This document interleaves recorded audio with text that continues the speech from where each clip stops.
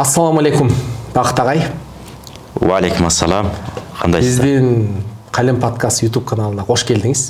Біздің Қалем подкаст YouTube каналы руханият, маданият, билим тармақтарын сөз қылабыз, талқылайбыз. Жана коомчулук үчүн, элибиз үчүн бир пайдалуу суроолорду берип, кесипкөй инсандардан бир жакшы жоопторду алып берип турабыз. Сизди көргөнүзгө аябай кубанычтабыз, агай. Бүгүнкү биздин темабыз болсо руханий өсүү жана адамдын жан дүйнөсү деп жакшы бир тема койдук ушу руханий багытында. Руханий жан дүйнө болуп атпайбы? Сизден руханият деген эмне деп биринчи сурообузду бергибиз келди. Уалейкум ассалам. Алла Тааланын райымы, берекеси, тынчтыгы баарыбызга, жалпы эл журтубузга, мамлекетибизге жаган болсун. Чакырганыңыздар үчүн чоң рахмат. Руханий маселеси аябай терең тема. Бир азык баягы кайсы бир аалым айткандай экиге бөлүнө турбайбы? Дене азыгы, анан кийин жан дүйнө азыгы деп. Дене азыгы бул белгилүү, баягы тамак аш, же болбосо бир жакшы сөз угуп, эс алып калуу, же болбосо бир уктап туруу, жакшы адамдар менен баарлашып сүйлөшүү, кыскасы ушул дене азыгын келтирип койсок болот. Ошон менен өзүбүздү камсыздайбыз. Өзгөчө тамак аш. Ал эми жан дүйнө азыгы бул ыйман болуп эсептелет экен. Жана ибадат. Ошон үчүн биз дайыма күндө 5 маал намаз окуганды айтып атпайбызбы? Ийяка нa'буду ва ийяка настаин. Биз сага гана ибадат кылабыз, сенден гана жардам сурайбыз. Сага гана ибадат кылабыз деп. Кээ бир баягы ибадат кылабыз деп айткан себеби эмнеден? Ибадат бөлүнөт да. Мал байлык менен ибадат кылуу, ороза кармап ибадат кылуу, кайрымдуулук кылып ибадат кылуу. Бүт баарын эле Кудай үчүн деп жасап кете берет экенбиз. Ошондо анан жан дүйнөбүз аябай бир азыктанат экен дагы. Дайыма бир абалда жүргөнгө калыптанып баштайт экенбиз.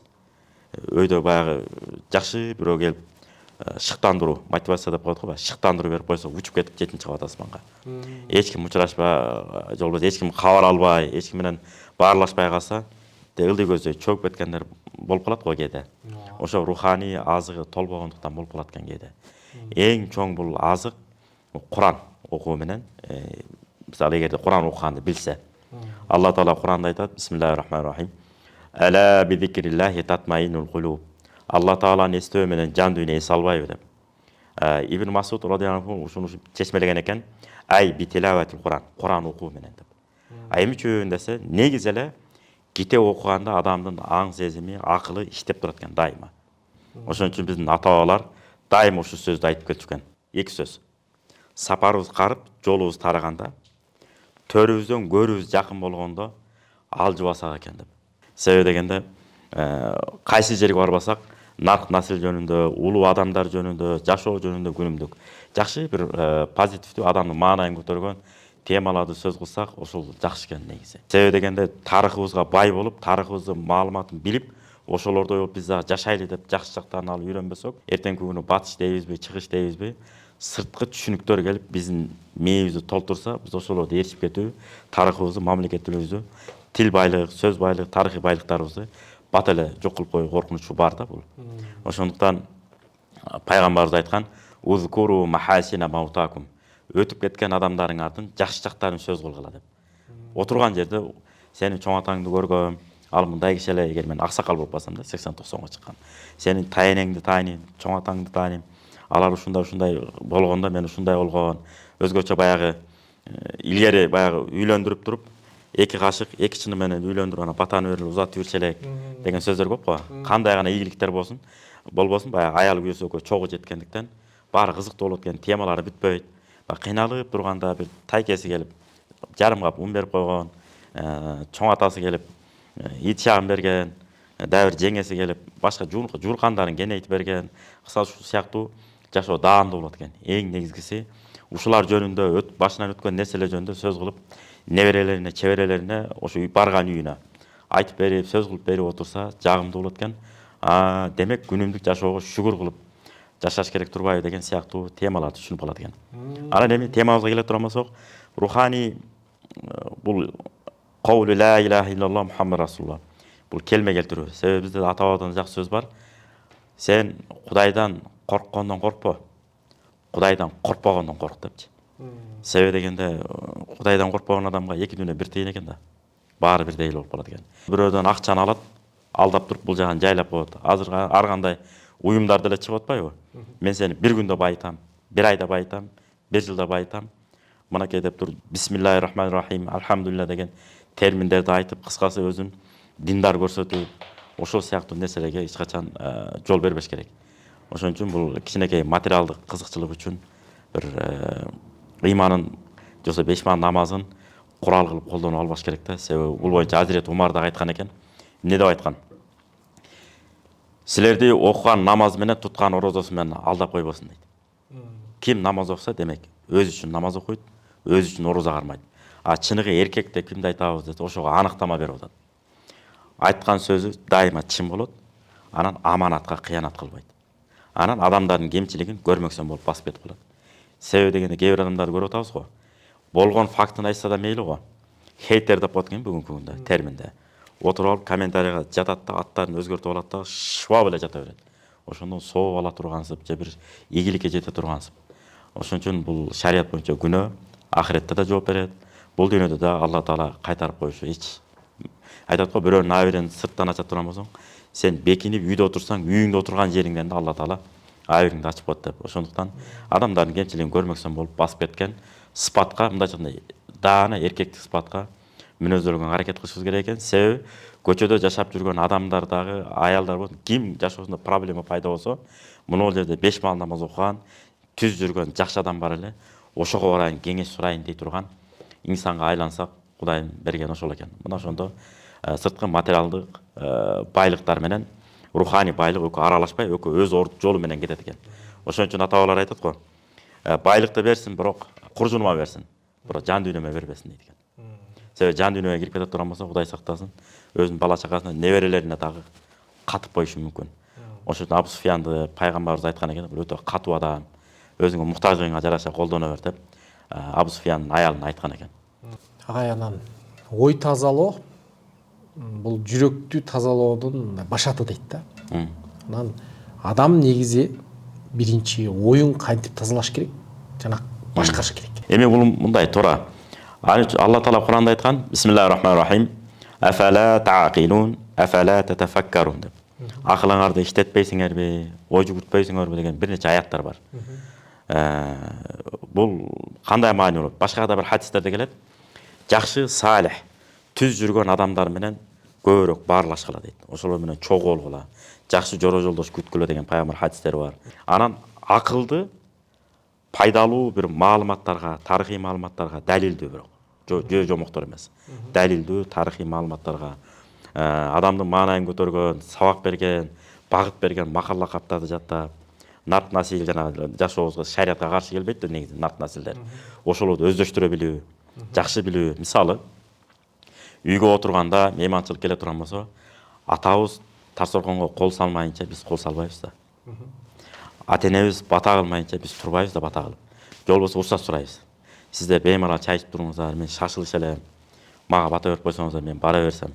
Мейли балам, сен бара бер деп батасын берсе кете берет.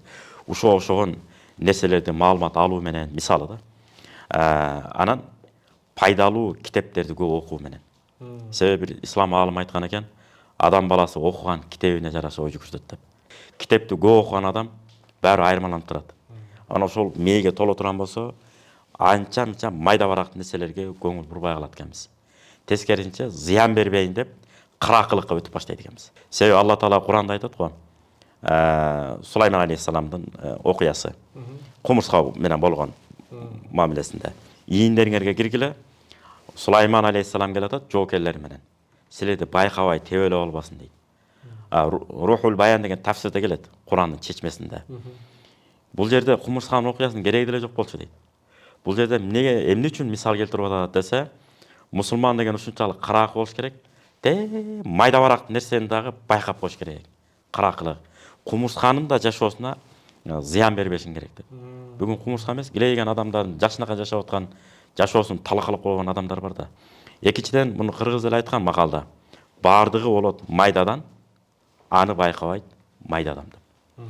Болгону ошол кыракылыкты да үйрөнүш керек, бирок мен кыракымын деп майдаланып, көзүндө тиктеп, көзүнүн ичинде карап туруп, эмнени ойлонуп атат, андан бери билип койгон киши болуп, акылдуу болбой эле болуш керек да. Андан көрөк, баягы кече мен умрага барып келдим. умрага барып отурдук, анан жума намазда отурабыз.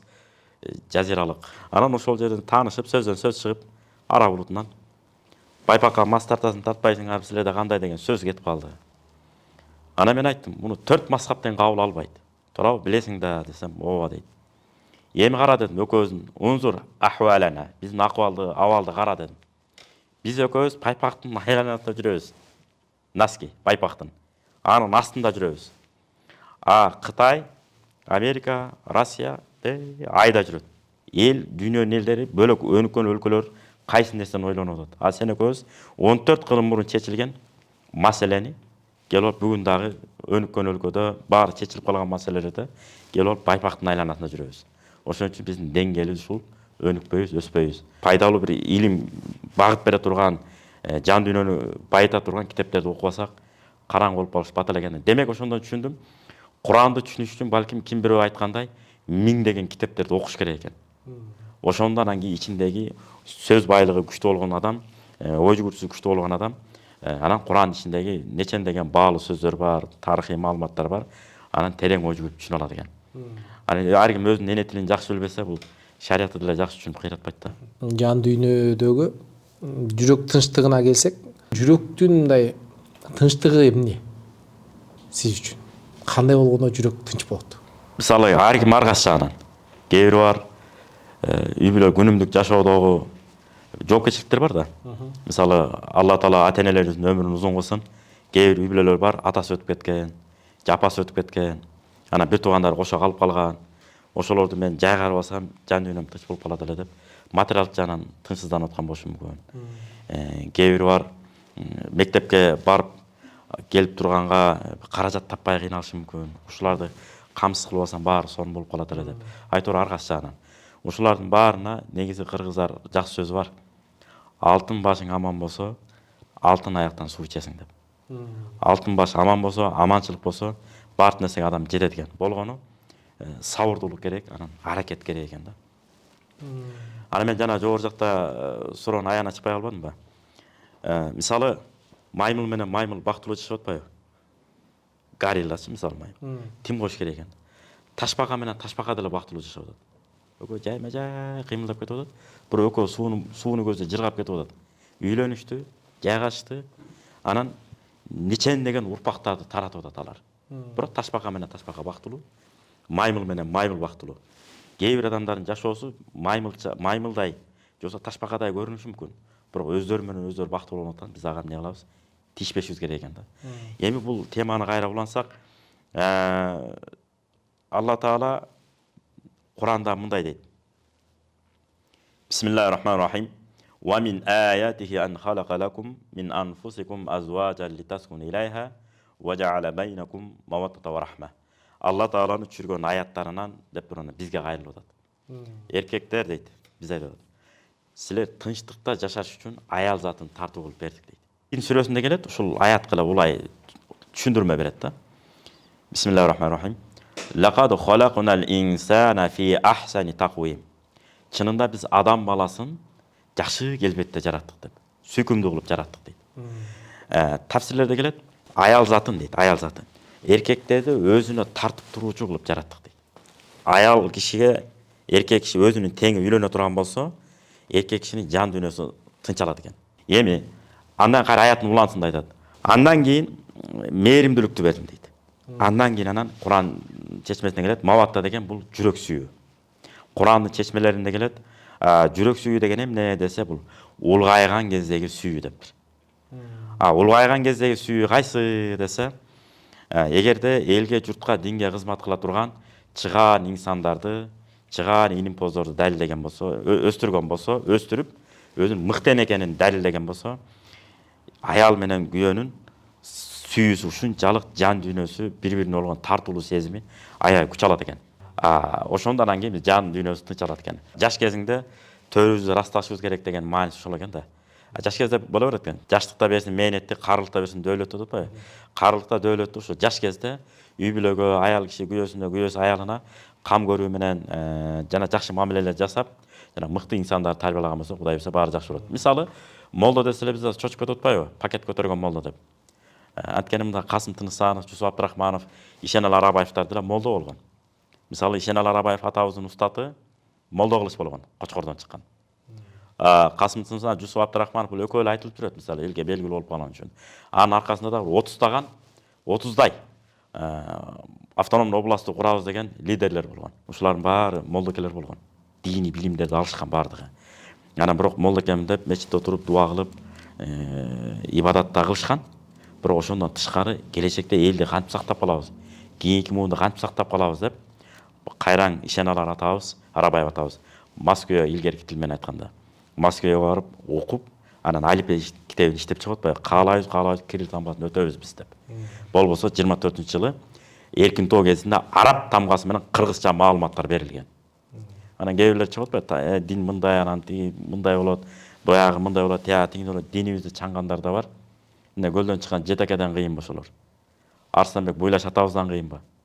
Же Ишеналы Касым Тыныстанов, Жусуп Абдрахманов, жана ушундай Исхак Разаков бүт баары динди да карманган. Ошол учурда мамлекетке кызмат кылуу деген нерсени да унутушкан эмес. Бүт ошондой инсандарды тарбиялай турган болсо энелерибиз. Демек, эртеңки күнү ата менен эненин жан дүйнөсү тынчалат экен да. Баягы менин түшүнүгүм боюнча мыкты үй бүлө, бактылуу үй бүлө. Анын ичинен бактылуу үй бүлөнүн ичинен мыкты эл жер үчүн кызмат кылган балдарды тарбиялап өстүрүп, ошол келечекте мамлекетине кызмат кылганын көрсө, сезсе, ошол жан дүйнө тынчтыгы деп мындай бир сөз менен айтсак болот. Болот да. Сонунда анткени кайсы саяпкер болбосун, таптаган аты, жоргосу, күлүгү жакшы чыккан болсо, саяпкер ордунан тура албай калат да, мындай эле тыпырактап эле. Жосо мүнүшкөр кушун таптаган болсо, ушунчалык жакшы илип айткандай учуп барып, кайра келип тууруна конуп, шак ордунан аткарып турса, мүнүшкөр сүйүнөт. Ошол сыяктуу ата-эне дагы элге, журтка, динге кызмат кыла турган жакшы балдар тарбияласа, кайсы гана ата-эне болбосун сүйүнөт экен да, сыймыктанат экен. Болгону, эгер ошондой ар бир эле бала ошентип кызмат кыла бербеши мүмкүн. Кызмат кыла албаса, зыян бербеш керек экен да. Мисалы, мамлекет башчыларыбыз шаардын кызматкерлерин, област, райондо жетекчилерди коет да. Мисалы, менин же сиздин балаңызды же иниңизди ошол жака сунуштап калса, мен билем да, мен инимди же баламды, сырын билем. Кокус кетип аткан болсо, эки иним бар. Бирөө бар, жебейт, өзүн кармай билет. Исхак Разаковдай да, мисалы, ага жетпеши мүмкүн даража жагынан. Бирок мамиле иш алып кетүү жагынан ошондой болушу мүмкүн. Элдин акысын жебеген. Бирөө бар, бияк тиягын жөн эле жана көк кашкаларды көргөндө эле көз ойноп кетет. Биягында жалмашым кличкасы крокодил болушу мүмкүн да. Мен айтышым керек экен да иниме. Иним, сен крокодил элең. Жөн эле барбай. Сен жөн эле койчу иним. Анткени эл алдында да жооп бересиң, мамлекет алдында да жооп бересиң, кыяматта да жооп бересиң, жети урпагыңа чейин жаман атталып каласың. Сени же болбосо комбайн деши мүмкүн. Алдына келген уруп кете берет, бул пресстейт, пачкалайт, өзүнүн демесине ыргытат тележкасына депчи. Алып кете берет бул депчи. Керегинде керек эмес, ушундай чайнап кете берет. Ошол үчүн балам, сен иним, сен жөн эле койчу же балам. Сен андан көрөк жеке ишкерлик менен окатын кыл. Берки жана таза иштей турган инибизди айтышыбыз керек экен. Мамлекет сага ишеним көрсөтүп атабы? Эл сага ишеним көрсөтүп атабы? Бисмилла, башта анда сен, иште анда. Мүмкүн бир мамлекет сунуштап атса, балаңа, иниңе деп сиз айтып. Анан биз баягы мамлекетти ошо уурдалбаш үчүн, мамлекеттен бир желбеш үчүн, мамлекетибиз бир пайдалуу жака ошол акча тыйын сарпталыш үчүн бир туугандагы, ата-эне дагы кызыктар болуш керек экен да. Ооба. Кызыктар болуп, мамлекетке салым кош керек экен. Ой, сенин мындай мүнөзүң бар. Сен барбашың керек, же барышың керек да. Ушуга бир окуя бар да. Бир ата айткан экен баласына, сен адам болбойсуң деп. Анан бала көкүрөгүнө тийип калганбы, бирок антип айтпаш керек негизи. Бирок негедир айтыптыр да бул. Балдарын баарын айткан эмес, бир баласын айткан экен. Мен сага далилдейм дептир да, атасынчы. Баласы атасына ичинен айткан да, сыртынан айта албай. Жан талашып барып туруп, юрфакка тапшырыптыр, мектеп бүтүп, аны бүтүрүптүр. Эптеп-септеп анан кийин райондун сотуна жанагындай катчы тигиндей мындай болуп ишке кирет, областка кирет. Анан эптеп анан бир кайсы бир областтын прокурору болуптур. Прокурор болуп анан кийин атасын айтпайт экен бирок. Бул да өжөр экен да. Анан атасын чакыртат экен анан. Келип кетсинчи деп. Союз маалында болгон окуя. Анан чакырат, атасы келет экен. Келип анан отуруп, балам чакырган экенсиң деп. Байкап айтасызбы дептир да. Эмнени байкайын десе, мен адам болбойсуң дедиңиз эле. Мына мен бир областтын прокурору болдум. Бир областтын прокурору болдум. Мына мен адам болбойт дедиңиз эле, мен муну өзүмдү далилдедим сизге. Сиз жаңылгансыз десе, бала мен сени прокурор болбойсуң деген эмесмин. Адам болбойсуң дегем деп турду. Кайра кайталап турду. Бунун мааниси кандай? Кимдир бирөөгө мансап бериши мүмкүн, кимдир бирөөгө байлык бериши мүмкүн, кимдир бирөөгө даража бериши мүмкүн. Мисалы, доктор, профессор, окумуштуу бир мамлекет чоң кызматтарда туруп калышы мүмкүн. Бирок ата-энебиздин жанына барып атканда бала бойдон кирип барышым керек экен. Экөөбүз бир тууган болсок, сиздин мен агаңыз болуп кирип келишим керек экен. Иним кандайсың? Тим эле кирип келип алып, бир областтын ген прокурору болуп, анан жогорку соттун төрага соту болуп Кыргызстан боюнча. Мен деген соттун деген ушул образдан чыга албай, ошо менен кирип келе турам болсо, бул жакшы эмес да. Бир тууган жанына, бир тууган болуп эле кирип келишим керек экен. Жанагы окуяда дагы бир атасын чакыртып атканы бул дагы бир адамгерчиликсиз нерсеге келип калат, Толгон эмес да. Ал жагы белгилүү ошон бойдон калган да. Анда ошол жерден дагы сен дагы эле адам боло элексиң дегендей. Ошондой болгон. Ошону билип туруп айтканда карабайсызбы атасы. Пайгамбарыбызда хадиси бар. Бир тоо бир жерден экинчи жерге жылыптыр десе ишенгиле. Бирок бир адамдын мүнөзү өзгөрүптүр десе ишенбегиле деген да. Анан Мишкатул Масабих деген китепте келет. Миркат деген китепте ушунун ачыктамасы келет. Молла Аль-Карынын китеби. 50 баягы аярда 50%дан 60% деп айтпайт. Рубо сүлүс деп келет да. Нисф деп те келет. Нисф деген жарым деген сөз. Рубо деген 4/1, сүлүс деген 3/1. Ошо жарымынан көбүн, мындай айтканда бүгүнкү термин менен айтканда 50%дан ашыгын өзгөртсө болот экен. Жаман мүнөзү. Мен мүнөзүм ушундай деп эле кээ бир ит кыялдар бар го. Кыялдарын тыштабайт да.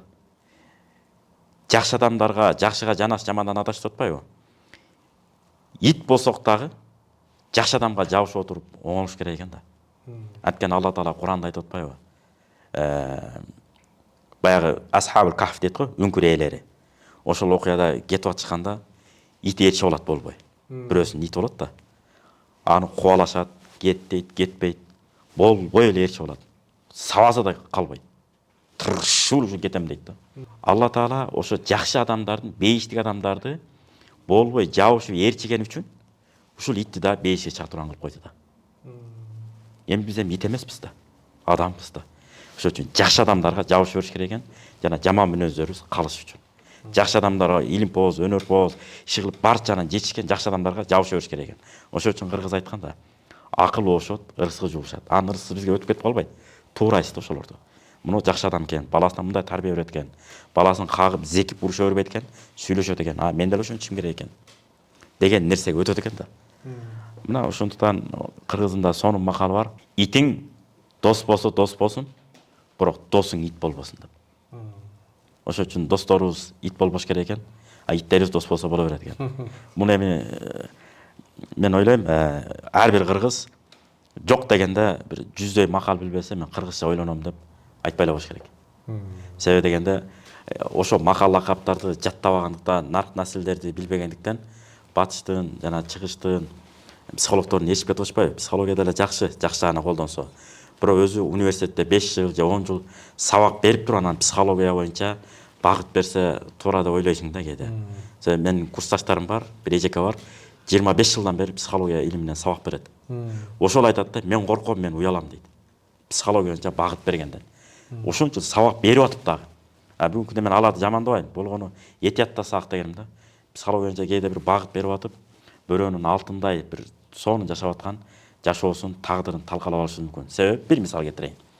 Сен өзүңдү өзүң баалашың керек. Өзүңдү өзүң баркташың керек. Самооценкаңды өзүң бааңды ылдый түшүрүп салбашың керек. Өзүңдү көтөрсөң, анан башкалар сени сыйлайт да. Ата-энеге, кайната-кайнеге мен кызмат кылууга милдеттүү эмесмин деген түшүнүктөрдү берип коюп, далай үйлөлөр ажырашып атат. Дагы мындай интернеттен туура эмес маалымат алгандардан. Мисалы бизде кыздар эч качан өзүнүн калынын өздөрү бычкан эмес. Ата-энелери бычкан. Уят нерсе болгон да. Арабчасы махр дейт. Кыргызчасы калын. Ана мага ошогон двоечник молдокелер бар да, бир 2-3 китеп окуп алган, 5-6 китеп окуп алган. Ана махр башка, калын башка деп туруп күйөө баланы 2 жолу көтөрүп чапкандар бар. Калын деп берет мындайынан. Аны сеп кулап келип берет. Анан кийин кайра махар деп туруп кайра өзүнчө дагы берип атат. Берип аткандар бар. Себеби эч качан билбейм эми. 1000ден 1-2 жыл ата-эне болбосо 100%. Ар бир ата-эне кызынан мисалы 200 000 калын ала турган болсо, үстүнө дагы 100 000 же 200 000 кошуп туруп, сеп кылып апарып берет. 500 000 ала турган болсо, дагы 600-700 000 кылып. Эмне үчүн? Кызыңыз менен балаңыз, күйөө балаңыз бактылуу жашап кетсин деп не кыласыз? Бересиз. Болгон ошон үчүн биз ата-бабадан эч качан ата-бабаларыбыздын жолунан биз тайбашыбыз керек. Анан ата-бабалардан биз акылдуу болуп кете албайбыз деген айткым келип атат да. Сабырдуулук боюнча дагы сөз кылдыңыз. Негизи сабырдуулук деген эмне? Өзүн өзү кармануу да, кармана билүү. Анан бул эки түр болот. Кээ бири алы жетпегендиктен сабыр кылып туруп калышы мүмкүн. Мисалы бирөө менен түрчүп кеттиңиз, тартышып кеттиңиз, мындай карасаңыз, о форма келишкен, сизден чоң, асылсаң деле пайда жок, кайра тескенче дагы зыян тартып калышыңыз мүмкүн. Нервтенип, кашайып, жооп берейин десе жооп бере албайт. Ошондой бет башты бузуп, сабыр өзүн карманган болсо, бул сабырдуулук эмес ал. Ал айла жок токтонуп калды деген сөз. Бул боюнча аныктамасы бар. Алла Таала Куранда айтат: Бисмиллахир-рахманир-рахим. Фасбир сабран jamila. Татнакай абалда сабыр кыл деген да. Кебетеңди да бузба деген. Кебетеңди да бузбай, өңгө чыгарбай, жадырап жайнап, жылмайып, сен деңгээлиң ушул экен да деп эле кетип калыш керек экен да. Бүттү. Сөз коротпой. Бүттү. Кереги жок, ачты сөзү. Менден кетип калды окшойт депчи. Аз заман ошондой болуп көрүп атасыз го. Кичине түртүп, катыра түртүп, окуй мени митибиз деп жатып алышы мүмкүн эркектер деле. Мисалы биз Сайттар сайысында окудук 3-4 класска чейин. Анан кайра бияга уланды да. Эми аны мен туура деп эсептебейм. Бирок баары бир баягы тоок жаныбарлардан кайра сабак алабыз го. Жожо короздой болуп деген сөз бар бизде. Тим эле экөө тебишип урушуп аткан деп. Кичинекей балдар урушат. Урушканда бир жерге жатып калган, тепмей жок болгон. Урмай жок. Кайра тур деп күтүп турат. Турат, кайра мушташат. Эгерде жеңилип калса, мен жеңилдим деп, ошо менен басып кетип калат да, экинчи анан мушташам деп тиги менен чыкпайт. Себеби ичинде ызасын чыгарып алат. Анан тиги дагы басып алып, үстүнө жатып алып сабамай болгон эмес. Бүгүнкү күндө кандай болуп атат? Үстүнө жатып алып 5-6 болуп, анан жатып калса да өкпө жүрөгүн тепкилеп, дааратканаларга, мектептерге угуп атабыз го. Катуу чаап, ырайымсыз мушташ. Анан натыйжада жашоолору набыт болуп кеткендер бар. Ошондон Кудай сактасын. Ошондуктан сабырдуулук дегенде баягы кебетени бузбай кармана билсек, мына мен сабырдуу экенмин деп анан өзүбүз айтсак болот экен. Анан карманып, анан зырынып, кебетени бузбай кылчылдап атсак, бул сабырдуулук эмес. Мен жеке кабагым түйүлсө, жиним келип кетсе, же болбосо бир зомбулук көрсөтсөм, мисалы, мен сабырдуу инсан эмес экенмин. Ооба. Качан жылмайып кетип калсам, бул сабырдуу инсан. Ооба. Тескерисинче ушундай адамдардан туугандарыңыз өтө коркуп калат. Мисалы сиз жылмайып эле кете берсеңиз, атаң көрүп бул талантпай кебизден жылмайсыз эки тур депчи. Сүйүнгөндө жылмайчу, анан ачысы келгенде жылмайчу эле деп. Ош бетер муну внимание кылып карай турган болот, көңүл бурупчу. Себеби дегенде пайгамбарыбыз дагы ачысы келгенде жүзү кызарып кетчү дейт го. Болгону жүзү кызарып кетчү экен. Бүттү. Жүзү кызарып кетчү экен.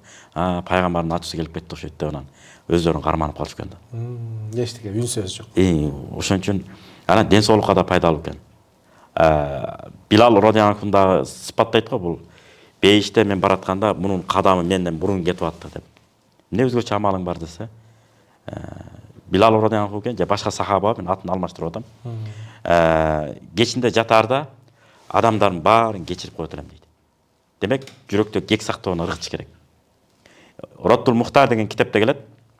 Адамдын жан дүйнөсүндө кек сактоо, таарыныч, кыжалат толуп кала турган болсо, адамдын эс тутуму жоголот деген. Эс тутум жоголгондон кийин түрлүү оорулар келе баштайт экен. Давление, сахар жана башка оорулар. Ассаламу алейкум, бизге оорун барбы деп эле. Ашказан оорулары жана башка оорулар бар, акырын адамдын денесине жабыша берет экен. Ошон үчүн сыртка чыгарып коюп, басып кете беришибиз керек экен. Негизи бул динде дагы айтылат, бул жылмаюу садака. Ооба. Бул сооптуу иш. Анан жылмайган адамдын өңү мындай сулуу көрүнөт, сөзү сулуу, сүйкүмдүү көрүнөт.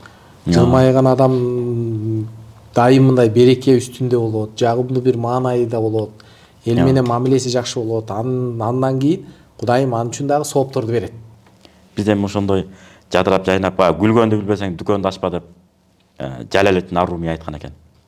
Эмнеге десе, бирөө айткан экен да.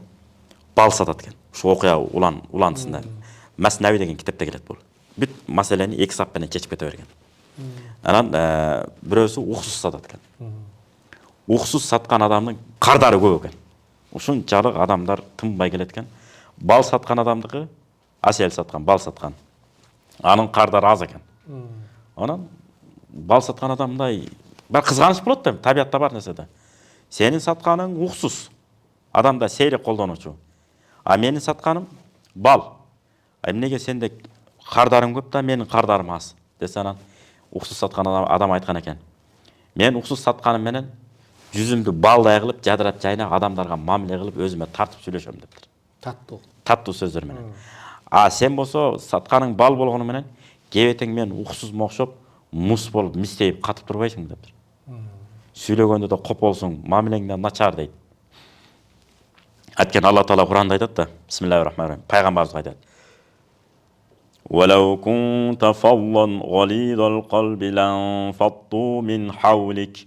Ey Muhammad, эгерде сүйлөгөн сөзүңдө орой болгонуңда, мамилеңде копол болгонуңда, айланаңдагы жайнап турган сахабаларыңдын бирөөсүн да таппайт элең.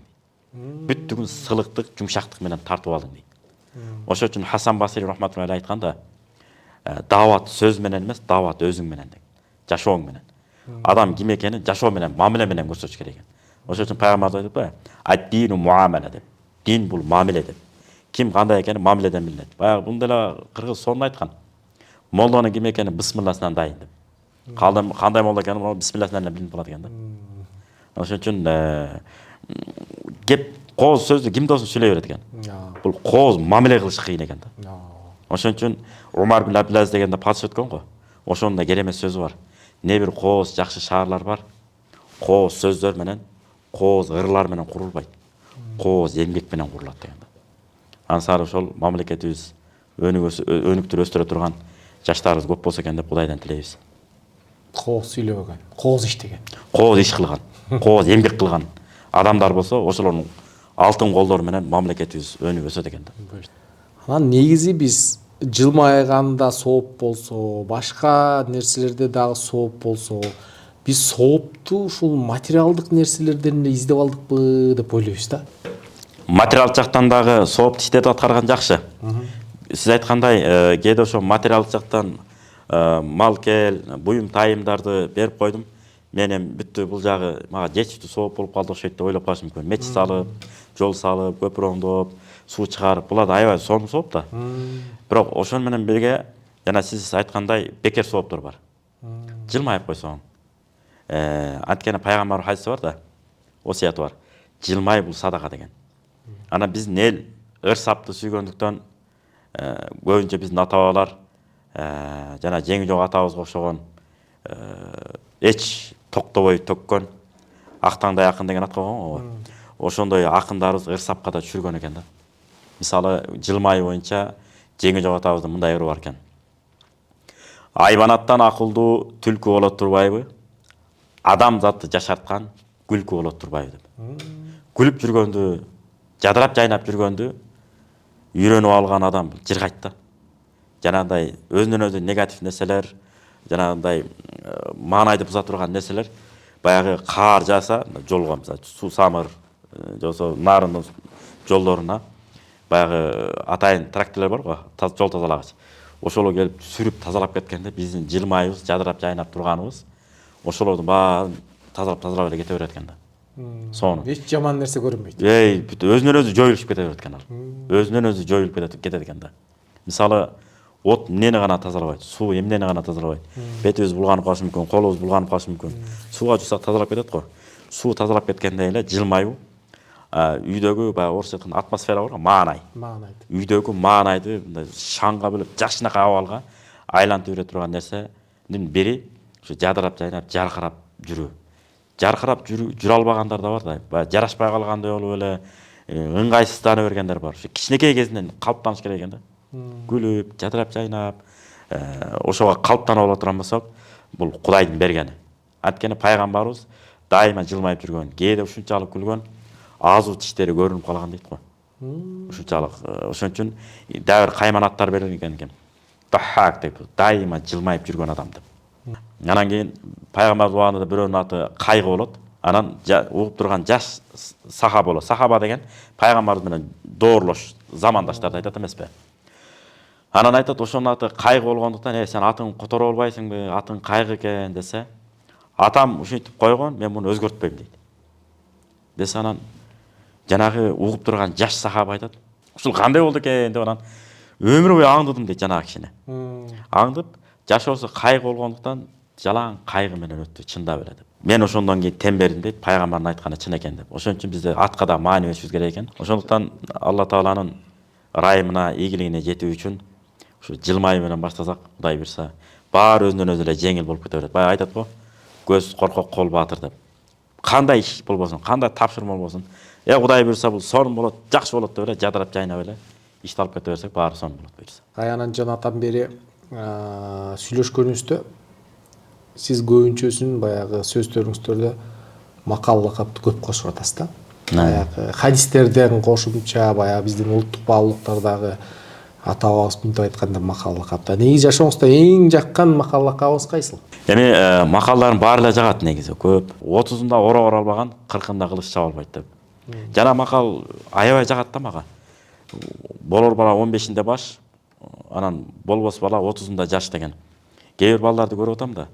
Мисалы жашы 23 болуп калган, 20 барып калган, дагы деле үйдүн свети каяктан төлөнүп атат, жылуулук каяктан камсыз кылынып атат, башы да оорубайт. Жатат, келет, чыгат, жатат, телефондон башы чыкпайт, отурат. Ошого да Имам Азам рахматуллахи алейхи айткан экен да. Балдарыңарды тарбиялап өстүргүлө, ошону менен биргеликте илим, билим, анан өнөр кесипти кошо үйрөткүлө. Силер үйрөткөн өнөр кесип, илим, билим менен акча таап анан үйлөнсүн дейт. Ата эненин чөнтөгү менен үйлөнбөш керек экен. Себеби ата эненин чөнтөгү менен үйлөнгөн бала эртеңки күнү неберелерин дагы чоң ата басып бакканга туура келет экен. Бул баш оорубайт. Баш оорубаган Кудай менен ишимде дегендей.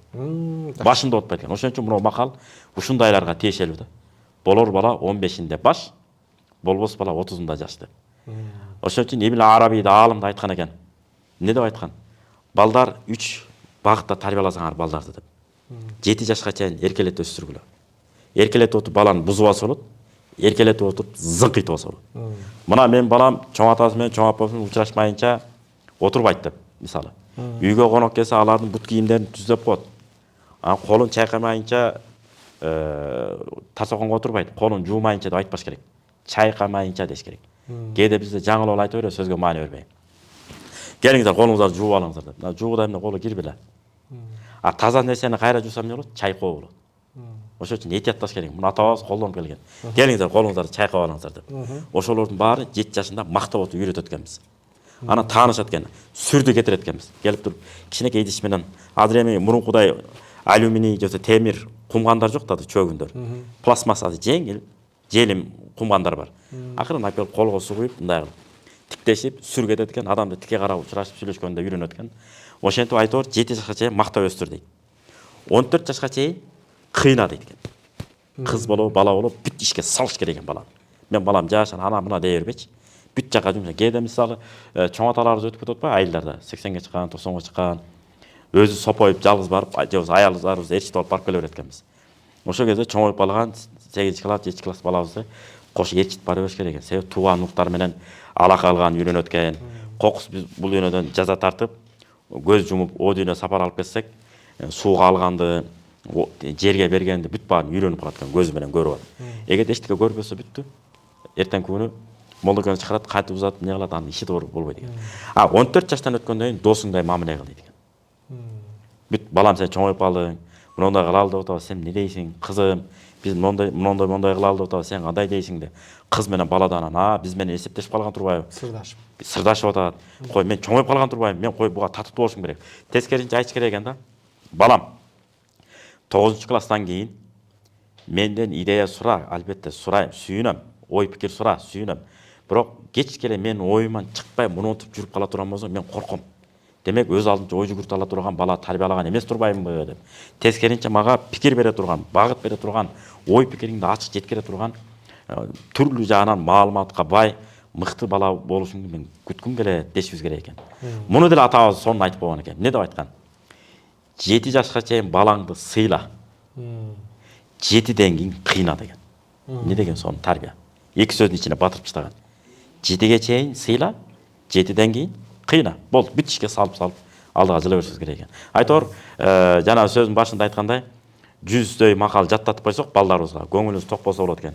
Кытайга кетеби, Америкага кетеби, Европага кетеби, кыргыз жыттанган окумуштуу болуп, кыргыз жыттанган ишкер бойдон кайтып келет экен. Ар кимдин пикирин уурдап келбейт экен. Мен кече бир жерден көрүп калдым. Эми дүйнөнүн баарын кыдырыптыр чындап эле. Мен дейт, пайдасы жок адамдар менен сүйлөшүп убактын кетиргим келбейт. Мен жалаң гана илимпоз, өнөрпоз, пайдал келсе, ошолор менен гана сүйлөшүшүм керек дейт. Кыргыз айтып койгон. Жаман кийимдин пайдасы жаанда тиет. Жаман туугандын пайдасы жамандыкта тиет. Башка жерде тийбесе дагы. Молдакеси баш болуп, калганы төш болупчу. Жөн эле жаназаңды окуйт, жөн эле көнүм шатат болуп апарып жерге коюп коет болду. Өзүнүн функциясын, адатын, милдетин аткарат болду. А жаман тууганыбызчы, эки тамчы болсо да чын жүрөгүнөн көзүн жаш чыгарып, ушу тууганым жакшы эле, жакшы адам болчу деп туруп, ийине салып, жерге дагы берсе дагы жүрөгү менен берип, чын ыхлас менен боз ийдин айланасында тейлеп турат экен да. Азыр жакшы сөздөрүңүздө тарбия багытындагы жакшы макалдарды айттыңыз. Окуяларды айттыңыз. Бизде кыргызда жакшы макал бар дагы. Тарбияң тайкы болсо, тартканың кайгы болот дегенчи. Анан ушуга сиздин көз карашыңыз, же болбосо сизге бул макал канчалык таасир берет? Бул керемет сөз. Ошо Нурмолдо атабыздын ушу сөзүн дайыма ар кайсы жерде колдонуп жүрөбүз. Жан дүйнөмө ушунчалык кубат берет чындап эле. Тарбияң тайкы болсо, тартканың кайгы болот деп. Мисалы, балабызга баладай тарбия бербесек, кызыбызга кыздай тарбия бербесек, же өзүбүзгө деле тиешелүү бул. Өзүбүздүн да тарбиябыз начар болсо, эртеңки күнү далай соккуларды турмуш көрсөтүшү мүмкүн да. Кайсы бир чыгаан адам айтып жүрбү, атымын тутам. Эгерде өзүңдү өзүң тарбиялабасаң, турмуш сени кайра жазалайт депчи. Биздин белгилүү бир мамлекеттик кызматкер. Унутуп атам атын. Жакшы туура айтыптыр да ошону. Ошол сыяктуу бир ар кайсы жерде, мисалы кыргызда сөз бар, ордуңду таап отур деген. Мисалы, бүт аксакалга барганда аксакалдай болушубуз керек экен. Көк сакал болгон кезде көк сакалдай, бала болсок баладай. Мисалы, көбүнчө 40 жашка чейин сүйлөп эле койгон жакшы экен да. Негизи колдон келсе. Окуп, иштеп, тажрыйба топтоп, улуу муундар турганда алар менен сөз талашкандын кереги жок. Героз деген атка конуп калат экенбиз. Анан жарашпайт дагы экен. Уятта негизи 40 жашка чейин окуп, өсүп, акыл насаатты 40тан кийинки муундар, жогорку аксакалдар айтса жакшы жарашат экен. Ошон үчүн пайгамбарлык дагы 40 жаштан кийин берилген. Мисалы, пайгамбар Мухаммад алейхиссалам Алла таала кадыр болчу, 15 жаштан кийин, 20 жаштан берген экен. 40ка жеткенде эмне кылган? Акыл толгон, анан берген. Ошон үчүн Кудай буйруса, эркек болсун, аял болсун, бала болсун, аксакал болсун, көк сакал болсун, кошуна болсун, ким болсун, тарбиялуу болсок, Кудай буйруса, тарбиябыз тарбияң тайкы болсо, тартканың кайгы болот дегендей, кайгылуу болбойт да Кудай буйруса жашообуз. Сен тарбиялуусуң. Тарбиялуу болдуң. Анан ошол тарбияңды, билимиңди башкаларга айтканга туура келет да. Ооба. Айтканга туура келет. Ал мисалы туура эмес нерсе, мисалы жазалап атса деп кол. Аны кантип өзгөртүш керек ал адам? Айтып өзгөртүш керекпи, же унчукпай коюп өзгөртүш керек? Аны жасап өзгөртүш керек. Өзүбүз аткарып берип. Мисалы, бир ойлуу адам өткөн. Шакирттери барат экен дагы, алыс жактан барат, жакын жактан барат, ар кайсы жактан барат да. Анан ар бир шакирттердин арасынан өткөр, жөнөкөй, ар кандай болуп бөлүнөт да. Анан эң жакын шакирттеринин бирөөсү айтат экен, окуучуларынан. Устаз, бизге бир кичине насаат өтүп бербейсизби десе, биздин баскан турганыбыздан, унчукпай отурганыбыздан сабак албаган адам сүйлөгөнүбүздөн сабак албайт деген экен. Демек биз мамиле менен, баскан турган менен, жашоо менен далилдешибиз, өзгөртүшүбүз керек адамдарды. Жашооңду, баскан турганыңды, жашооңду көрбөсөчү. Анда айтыш керек болот. Айтканыбыз бирок кылган амалыбызга, жасаган мамилебизге дал келиш керек. Ана мен жок, унчукпайм, анан жөн эле митип тура берем деген ада болбойт. Хадиске каршы келип калат. Пайгамбардын осуяты бар да. Кайдыгерлик болуп калды. Кайдыгерлик болуп калат. Пайгамбардын осуяты бар. Эмне деп айткан? Биринчи колуң менен кайтар деген. Айтып, кой болбойт бул. Мындай кылышыбыз керек. Эки адам мушташ болсо, кой мушташпагыла, кой жакшы эмес деп турбайсыз да. Барасың эмне кыласыз? Экөөнү эки жакка ажыратасыз. Мындайча айтканда, үстөмдүк кылып аткан адамды бери тартасыз. Куранда да аят бар да. Эки адам урушса, эки топ уруша турган болсо, алсыз жагына өтүп, коргоп койгула дейт. Себеби экөө тең ата болот да, натыйжада токтоп калышат экөө тең. Эми урушту токтоткула анан бөлүп койсоң дейт. Ошол сыяктуу жанагы үстөмдүк кылып уруп баратканды эмне кылабыз? Тосуп калабыз да, бери көздөй ажыратабыз. Ошентип токтотобуз. Анан эгер күчүбүз жетпесе, анан сөз менен токтотобуз. Уят эмеспи? Койгула эми артта келаткан адамдар токтоп калды, тыгын болуп калды, жол тыгыны. Кой майдагыла эми сен кечирип кой, сен кеп отур бар машинаңа деп. Анча видео роликтерди чыгарып атышпайбы? Ошол сыяктуу да. Кол менен да токтош керек. Көп эле адамдар менен сүйлөшүп калабыз, жаштар менен сүйлөшүп калабыз. Көп жерлерде ушу жалкоолук менен кайдыгерлик эле мени ийгиликке жеткире албайт да, окуй албай калып атам, тил үйрөнө албай калып атам. Же болбосо китеп окусам эле ушул уйкум келип кетет, жалкоолуп калам деген сөздөр көп да. Негизи жалкоолук менен кайдыгерликти кантип жоюш керек? Ооба, китеп окуу боюнча, башка боюнча да ооба жалкоолук келе берет. Адам бир китепке кызыгып кирип кете турган болсо, уйку деле качып барат бара-бара. Ошол сыяктуу бир жумушка деле кирсек, кандай гана иш болбосун, сүйүп аткарганды үйрөнүп эле алсак, уйку деле качат экен. Кайдыгерликтин түрү көп да. Мисалы бирөө күн чыгып атабы, батып атабы, иши жок болгондой эле адамдар эмне болуп атат, ата-энеси эмне болуп атат, ошондон Кудай сактасын. Ошондуктан шарият китептеринде келет. Жаш баланы базарга жумшап да тарбияласаңар болот деген экен да. Алгандай десе, мисалы 100 сом берип, балам базарга барып бирдек алып келе калчы дейт кез да. Нан алып келесиң, сметана, анын баасы мынча болот, анын тигинче болот, мынча эсебин чыгарып бербейли. Жөн эле берип. Анан кайтарымын өзүң алып келе бересиң деп. 1000 сом берип базарга барып конок келе атат десеңиз, өзү билиш керек экен. 10.000 сом берип жумшайсыз. 100.000 сом берип ишилип айтор, ушунда конок күткөн атабыз деп, баланы бир жолу өзүң ээрчип барып көрсөтүп коесуз, андан кийин өзүң берип жумшап эле үйрөтө берет экенсиз да. Ошондон анан кийин бала эмне болот экен? Кайдыгерликтен чыгып баштайт экен. Биз өзүбүз эчтекеге жумшабай, айтпай, дебей, анан бала чакаларыбыз өзүнөн өзү кайдыгер болуп калышы мүмкүн. Анан мыкты, жакшы адамдар менен баарлашып, жана күчтүү маалыматы кенен, кээ бир адамдар бар китеп окуй албайт да. Жана маалыматы кенен адамдар менен баарлашып, кайдыгерликтен чыксак да болот. Чыгыш керек. Же болбосо туугандар менен бекем мамиледе бол, өмүрүң узарат деп атпайбы? Такыр жок калганда ошол адамдар менен да барып баарлаш керек. Себеби Ибрахим алейхиссаламдын да адаты болгон.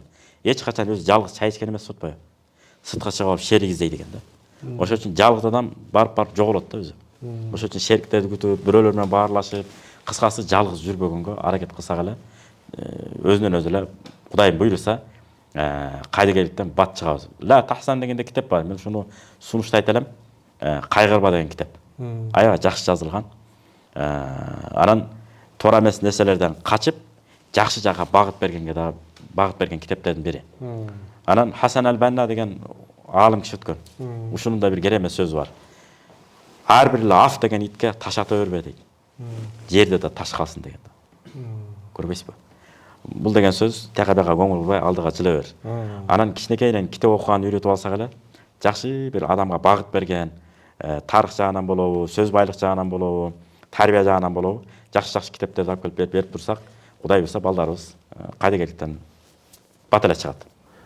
Коомдун дарыгери бул мугалим. Коомдо кандай нерсе болуп атса, жакшы жаман нерселердин баардыгы кандай нерсе болуп атса бул мугалимден дейт. Коомду дарылаган бул мугалим. Ооба. Сиздин көз карашыңызда мугалим ким? Ооба. Пайгамбардын да осуяты бар, пайгамбарыбыздын. Иннама ана бу'исту муаллиман деп. Мен мугалим болуп жөнөтүлгөм деп. Демек, бүтүндөй жашоонун баардыгын бул дүйнөдөгү адам кандай жашаш керек, муну адал, муну арам, негизи эле кандай ак кара тиги ар бир ата дагы эне дагы мугалим болот балдарына мисалы. Мугалим деген эмне деген? Үйрөтүүчү деген сөз да. Аллама деген эчтен чыккан, үйрөттү, юалим үйрөтөт, муаллим исм фаил деп коет араб тилде. Атоштук жөндөмө. Үйрөтүүчү. Бир нерсени үйрөтүүчү. Мугалим бул ар бир адамга, ар бир студентке, окуучуга туура мамиле жасап, деңгээлине жараша сабак биле билсе, атаң көрү сонун болмок. Анткени мыкты мугалимдерден мыкты кадрлар өсөт да. Начар мугалимдерден начар кадрлар өсөт. Кээ бир мугалимдер бар, тар жак же башка болушу мүмкүн. Сонун келаткан студенттерди сындырып алышы мүмкүн. Кандай болбосун, ар бир окуучунун тилин таап түшүндүргөнгө мен жолун табышым керек деген эле мугалим болсо, бул мамлекетибиз үчүн келечекте мыкты мугалим деп эсептелет. Мисалы, өнүккөн бир өлкөнүн өнүгүү сырлары деген китеп чыкпадыбы? Финляндияны. Синелман деген бир эле мугалим өзгөртүп койду. Сен мына ишиңе татыксыз экенсиңер кеткиле, татыктуулар келсин деп ошого жараша кадр даярдады. Президенттен баштап койчу болобу, уйчу болобу, ким болсун ал болсун, бирок мыкты адам болуш керек деп бир эле мугалим килейген өлкөнүн тагдырынын өзгөрүшүнө башкалар да кошту албетте. Бирок ушул агай дагы эмне кылды? Салымын кошту. Ансары биз дагы эртеңки күнү мугалим боло турган болсок, ачуулуу мугалим окуучулар келет, аң сезими күчтүү окуучулар келет. Мисалы, бир агай бир методду иштеп чыгат. Ошо методду кээ бир бар чоюу 1 сааттык 5-6-100 мисал менен түшүндүрүш мүмкүн. Кээ бир методду колдоносуз, бир эле мисал менен түшүндүрүп коюшуңуз керек. Баягы зээни күчтүү балдар бар да. Кыска нуска айтып түшүндүрүшүңүз керек болду. Кээ бир окуучулар бар түшүнбөйт. Ага бир 10-15-20 мисал келтирип түшүндүрүшүңүз керек. Ошон үчүн баягы Азирет Алимда сөзү бар. Каллимин нас ала кадри кулихим, адамдардын аң сезимине жараша сөз сүйлө дейт. Ошондо сөз сүйлөп түшүндүрө ала турган адам болсо, мугалим болушубуз керек. Андай мугалим болбосо, анда башка кесип өтүп кеткен жакшы. Мисалы эртең менен туруп салам айтуу, учурашуу, бири-бирине ишиң ийгиликтүү болсун деген сөздөрдү көп айтышпайбыз да. Себеби эмне? Уялабызбы мындай мамиле кылгандан уялабызбы? Себеби балапан уядан эмнени көрсө учканда ошону кылат деп коет го. Канаттуулардын мисалын келтирипчи. Негизи ар бир ата эне калыптаныш керек экен. Өзү башташыбыз керек экен. Мисалы, бейпүлтүн жакшы салып жай тургула деп. Мисалы, келинчегибиз тамак тарсоконду жазып, тасмалды жазып, тамак ашты алып келгенден кийин Алла разы болсун, колуңа береке деген сөз айтканга да жарабай атпайбызбы? Колуңа береке, чоң рахмат, тамак даамдуу болуптур, сонун болуптур деп. Анан анча май өтүп кетсе, көп болуп кетсе, кичине май неме болуп калыптыр. Сонун бирок. Мага кайнап сөрүп койчу, кичине кошо алайын деп кошуп коюп, тузу жетпей калса, мен тамак сонун болуптур, мен кичине бүгүн негедир бир аз туз кошуп жейм келип атат. Кичине туз берип койчу деп билдирбей эле аны. Ушундай кылып, жакшы бир алкыш айтканды үйрөнбөй атабыз да. Эртең менен турганда дагы кутман таң, жакшы салып жай турдуңарбы деп баарлашып, учурашып, ошону ата эне өзү баштай берсе, бири-бирине айтып, анан кийин бала чака өзүнөн өзү калыптанат экен да. Анан коом калыптанат. Анан коом башталат. Баягы мамлекет эки турго. Коомдун үстүндө турган кыргыз мамлекети. Ошол сыяктуу бул үчүн дагы аталарыбызга чоң рахмат, алдыңкы муундарга. Анан экинчиси жеке мамлекет. Үй бүлө бул. Чакан мамлекет деп коебуз. Үй бүлөдө ар бир ата эне ушуга калыптана турган болсо, ал чоң атасына кылат экен ошол мамилени.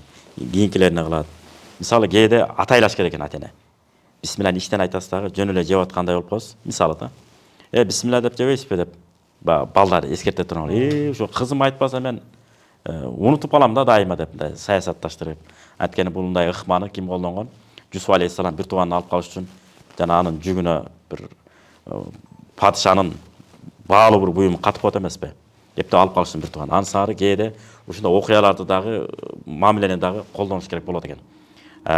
Жол болсо биз сапар тартып кетип аткан болсок, жолуң ачык болсун, аман эсен келиңиз. Илгери чоң апалар эмне деген? Алдырбай алып кел, жулдурбай жулуп кел деген. Адал сөз менен, деп, адал эмгек менен деген сөз. Жашнакай кылып, эмгектенип, сак саламат кайтып кел деген мааниде. Анан урушканда да эмне деп урушкан? Башың өскөр, үйүңө будай толгур деп. Мына ошондой терминдерди, жакшы сөздөрдү, арнаганды ар бир ата эне калыптана турган болсо, балдар өзүнөн өзү калыптанып баштайт буюрса. Сиз эми мекен үчүн эмне калтырыңыз керек? Мекен үчүн кайра эле ошол улуу муундагы аталарыбыздын жолун жолдой турган, адалды адал, арамды арам деп билип, анан жет урпагыма мен уят боло турган тек болбоюн деген уяттуу, айырдуу, колунан келген иш болсо шап аткара турган, колунан келбей турган иш болсо мурдун тыкпай турган, уяттуу, уят эмес муну дегенде чачынын учунан баштап тырмагынын учуна чейин денеси дүр деп кете турган муундар, коомдор пайда болсо экен, ошондой коом пайда болушуна салым кошкон бир мугалимдерден болсом экен деп Кудайдан тилейм. Себеби дегенде илгери мына уят эмеспи, соодалашканда дагы ләбиз кетип калды. Оозуман сөз чыгып кетти. Мен саттым деп койдум эле дегенде аталары. Балдар унчукпай токтоп калган. Азыр ләбиз эмес, кат жазышып, кол коюшса дагы, жок мен туура эмес башымды айлантып кол койдуруп коюптур деп таанып кетип сооданы бузуп, кайра башына туура эмес жолго баргандарды да көрүп атпайбызбы? Ошондой абийирдүү жана уяттуу коомду тарбиялаган, коомдор өскөн бир аталардын катарын толуктасак деген Кудайдан тилейбиз. Мисалы, биздин элибизге ушундай илимпоздор арасында өзгөчө башка тарабына деле тиешелүү. Баланча ушундай деди го десе, ал былжырай берет, ал айта берет дебей, анын оюн билбейм, бирок менин билгеним боюнча ушундай деген элге айлансак. Мисалы, Абсатар деген дамыл өткөн. Эч качан бир молдолор ага каршы душман болбоптур. Сыры эмнеде десе, мунондо дамыла, баланча дамыла, мунондо мондо деди, сиздикин туура эмес деди го десе, аныкын билбейм, өзүнөн сурап алгыла. Бирок мен билген далил боюнча мунондо мондой, да өзүңөр да карап көрөсүңөр деп койчу экен да. Бул окуя каяктан алган десе, асыл мурунку устаздары ушундай болгон экен. Баланча молдо мындай экен го десе, сизден илимдүүмүн деп атат го десе, деп атат го элдер десе, сизден илимдүү деп атат. Ал менден илимдүү. Андан илим алыш үчүн мен 10 жыл илим алышым керек десе, кайра ага барчу экен да. Ага барып сураса, ал дагы айтчу экен. Сизден тигил айтты го 10 жыл илим алышым керек деди. Силерге спагетти кылып айтып коюптур. Мен андан 20 жыл илим алышым керек, анын илимине жетиш үчүн. Ал менден илимдүү дечү экен да. Көрсө бул Абдул Варис деген бир окумуштуу, чоң бир атактуу инсан болгон. Ибн Шубрума, аны Ибн Аби Лайла, анан Абу Ханифа рахматуллахи алейх. Үчөө замандаш да. Үчөө отурган кезде бир маселе боюнча кирип калат экен, соода маселеси. Кыскартып айтайын. Соода боюнча ушул кандай, ушул туурабы, туура эмеспи десе, Ибн Шубрумадан сураса, ал мындай болот дейт. Үчөөнүн үч башка маселе да. Окуйдан Ибн Аби Лайлага барса, ал башкача жооп берип коет. Имам Абу Ханифа башкача жооп берип коет. Анан Имам Абу Ханифага кайра келип ар бирине жолугуп, Имам Абу Ханифага айтыптыр да, тигил экөөсү мындай деп айтты го, тигиндей деп айтты го десе, үчөөнүн тең жообу окшош болуп чыгат. Имам Абу Ханифаныкын билбейм, тигиникин билбейм, бирок мен билген далил боюнча пайгамбардын мондай хадиси бар деп айткан экен да. Анысыңары врач болобузбу, саясатчы болобузбу, мамлекетте чоң кызматта болобузбу? Билбейм, аны өзүнөн барып тактап алгыла. Бирок менин билгеним боюнча, менин түшүнүгүм боюнча, мондой дей турган муундарыбыз өскөн болсо мен аябай кубанар элем. Жана келечекте эл алдында, келечек муун алдында кантип жооп берем дей турган мамлекет жетекчилерибиз, кызматкерлерибиз көп болсун. Мамлекеттин атын ааламга, даңкын далага жеткире турган муундарыбыз өссө экен деп Кудайдан тилеп кетем. Биздин Калем подкаст YouTube каналыбызга чакыруубузга жооп кылып келип бергениңиз үчүн чоң ыраазычылык билдиребиз. Ишиңизде ийгилик каалайбыз. Кудайым ошондой тилеген тилектерди жеткирип, алтын муун үчүн, келечек үчүн, билимине, тарбиясына, жүрүм турумуна чоң инвестиция кылган мыкты агайлардан сабак алдым деген мыкты инсандарды тарбиялай берсин.